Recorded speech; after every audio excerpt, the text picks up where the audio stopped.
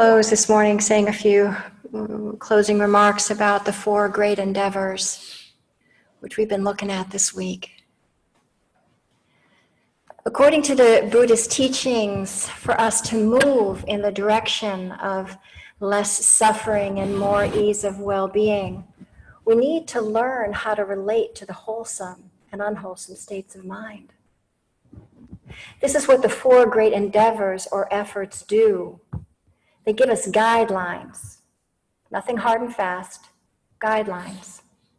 They say, generate the effort to prevent unwholesome qualities from arising. Generate the effort to release unwholesome qualities that have arisen. Generate the effort to cultivate wholesome qualities that have not yet arisen. And generate the effort to strengthen wholesome qualities that have already arisen. And from here, we tailor these guidelines to our own practice. When we talk about the four great endeavors, we're talking about effort, the effort that it takes to keep the rudder of mindfulness aimed at letting go of suffering and opening to more ease of well-being. The effort that it takes to uphold our intention to move toward the skillful. So for those of you who are students of Buddhism, these four great endeavors operationalize an aspect of right effort, the sixth factor of the Noble Eightfold Path. What is the right type, the right amount, the right placement of effort that is necessary to get the job done?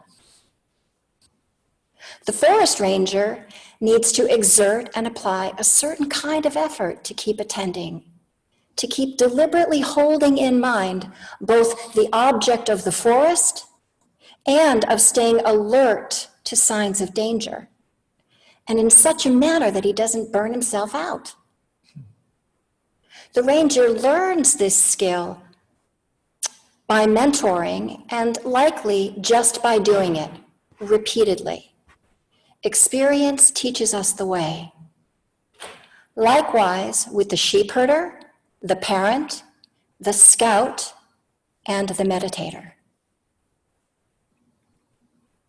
Each of these skills require a certain type of sustained, careful, and caring attention, and a certain type and amount of effort.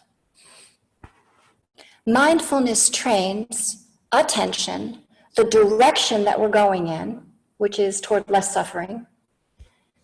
It trains attention, the ability to hold an object in mind, and effort, the energy it takes to monitor and to respond skillfully for our welfare and for others. We use different kinds of energy depending upon what we encounter. To protect and maintain the safety of our heart minds, it is watchful, alert, to not letting the wolf near the flock. It protects by heeding the warning signs and restraining the impulse to make a fire in dry season. Energy is used to develop and maintain our heart minds by noticing and bringing forth life-affirming and life-sustaining habits.